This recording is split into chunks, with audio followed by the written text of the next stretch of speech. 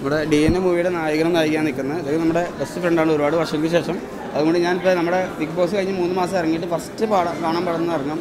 ഇദ്ദേഹം വിളിച്ചപ്പോൾ എനിക്ക് സന്തോഷമായിട്ട് കാണാമെന്നാണ്. DNA എനിക്കറിയാം, ഇത് ഒരു ആക്ടേഴ്സാണ്, എനിക്കറിയാം. ബാബുചേട്ടൻ ഇത് നിങ്ങളുടെ സുഹൃത്ത് അഷ്കർ, നമ്മുടെ സുഹൃത്ത് നോക്കി ഒരു താരനിരകൾ തന്നെ ഇതിനകത്ത് നിരത്തിയിട്ടുണ്ട്. അപ്പോൾ നമ്മുടെ ഡയറക്ടർ ഒരുപാട് നാൾക്ക് ശേഷമാണ് പടം എടുക്കണം. നിങ്ങളെല്ലാവരും വന്ന് കാണാം. കാരണം ഒരു ആക്ഷൻ ഫൈറ്റിംഗ് ആക്ഷനൊക്കെ ഒരു വേറെ ലെവലാണ് ചെയ്തിട്ടുള്ളത്. പിന്നെ അഭിനയം നമുക്ക് ഇത്രയും നാൾ കണ്ടേക്കുന്നതിൽ ഏറ്റവും ബെറ്ററായിട്ട് തോന്നിയുള്ള സാധനം ഇതായിട്ട് എനിക്ക് തോന്നിയത്. എല്ലാം പടം കൊണ്ടായിരുന്നാലും സോങ്സൊക്കെ നല്ല അടിപൊളിയായിട്ട് ചെയ്തിട്ടുണ്ട്. ഇതൊക്കെ നല്ല പൊളിച്ചിട്ടുണ്ടാവും, വേറെ ലെവല്. പിന്നെ ബാബുചേട്ടൻ്റെ നല്ലൊരു ഫൈറ്റിംഗ് കാണാൻ പറ്റി. അങ്ങനെ കുറേ ഒരു വ്യത്യസ്തമായ പഴയ ആക്ടേഴ്സിൻ്റെ ഒക്കെ നമുക്ക് അഭിനയം കാണാൻ പറ്റി.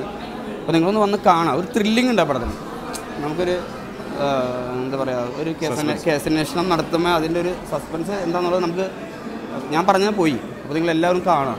തിയേറ്ററിൽ കണ്ടാലാണ് അതിനൊരു ഇതുണ്ടാവും. സത്യം പറഞ്ഞാൽ എന്തായാലും ബോറടിക്കില്ല, 100% ബോറടിക്കില്ല.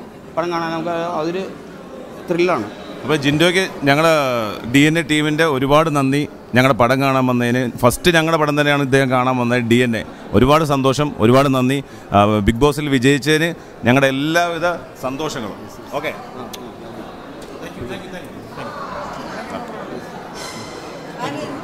Thank you.